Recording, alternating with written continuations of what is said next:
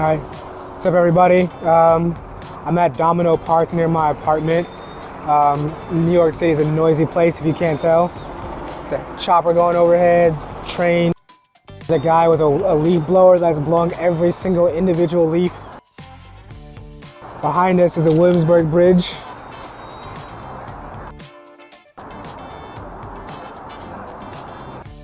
It's been a pretty smooth adjustment period so far though. I'm able to walk everywhere, go around my neighborhood, grocery stores within like a half a block. A lot of food, a lot of good food around the area. A couple bars, even though I'm trying to cut down on my drinking, working on that. It's a cool spot. So hopefully I can be able to put out a lot more content and get some more comedy stuff out there as well. Try to get some more business stuff and get some good old life lessons that I've learned since I've been here. And yeah, take care. Peace.